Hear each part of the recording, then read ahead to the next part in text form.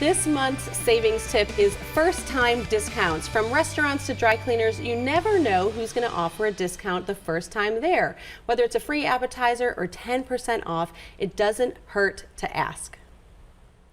Let's face it, we all spend probably too much of our time online these days. So what does it take to not only stay safe for yourself and your family, but also protect your privacy? Today I am joined by Titania Jordan. She is an expert on parenting in a tech world. Thank you for joining us. Oh my gosh, thank you so much for having me. It is a joy. I can't tell you how many questions I get asked about this constantly. Can you help us please break down the madness? Yes. Where do we need to start with all this? Absolutely. So the first thing you can do, everybody watching out there, is just take a deep breath. We are the first generation. Let's all do that. Yeah, in through the nose, okay. Out through the mouth, relax the shoulders. Yes. Now we're grounded. Okay. We're the first generation of parents that have to parent in this tech world. Our parents didn't have to deal with this. Yeah. They worried about the mall, the movie theater, rock and roll, right? Maybe rap. We're dealing with Snapchat, Instagram, VPNs, Vault apps, you name it. We've got to now worry about it. And we're not necessarily all tech experts. Yeah. So again, take a deep breath.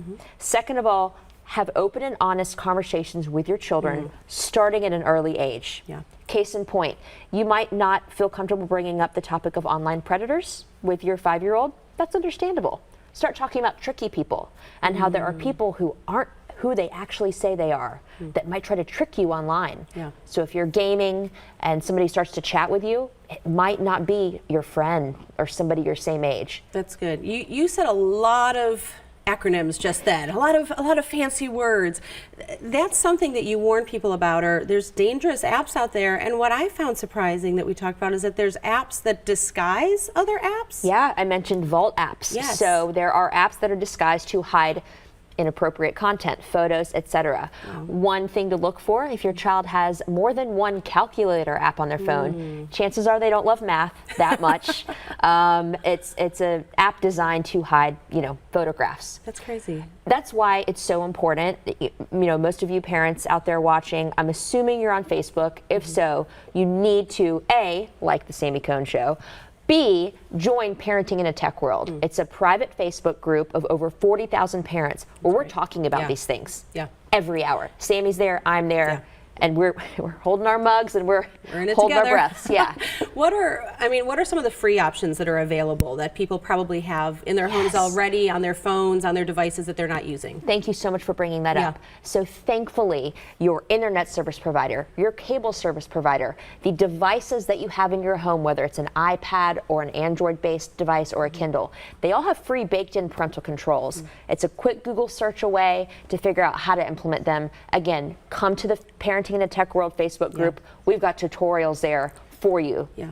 And there are some paid options as well that different companies offer. Can you talk about some of those? Absolutely, yeah. There's Circle. So you may have heard of Circle. It actually blocks and limits screen time. That's a big concern of parents. Then there's Bark. Bark is tech that will monitor your children's social media, texting, and email, and then alert you when there are signs of cyberbullying, adult content, violent, mental health issues, because if children are spending upwards of 8 hours a day online, chances are that's where those things are going to happen. And that's what I love. We use Bark with our teenagers, and this is something that parents, grandparents, schools even, I want to make sure we get that in. Yes. But with the teenagers, I saw it told me, literally, Bark told me, this saved you 8 hours of going online instead of scrolling through all of your kids' messages, Instagram, Snapchat, all those things. Like you said, it alerts you. And the thing that I like about it is that my kids know about it. Right. It's not secret. I'm not going behind their back. They know it's on there, and they know that if something comes up, we're going to have a conversation about it, not go and throw them in a locked room or a bubble until they're 18, because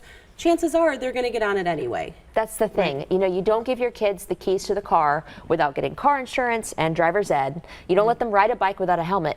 Don't give them a smartphone or a tool that can access the internet without some sort of safety precautions in place. Yeah, I want our viewers to see a little bit of how Bark works and the notification. So we're going to run some video about what they'll see if they go online, if that'll pop up on their phone. You can look per child, you can look per device.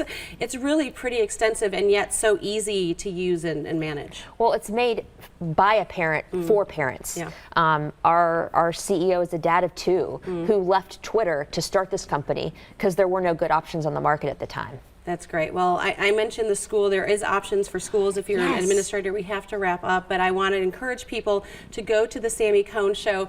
If you have questions, we actually have a discount code for a free trial. That's right. And 20% off if you use Sami Cone. Again, we'll have all of this online at the Sami Cone Show. Thank you so much to Tanya for being here today. This is such valuable information.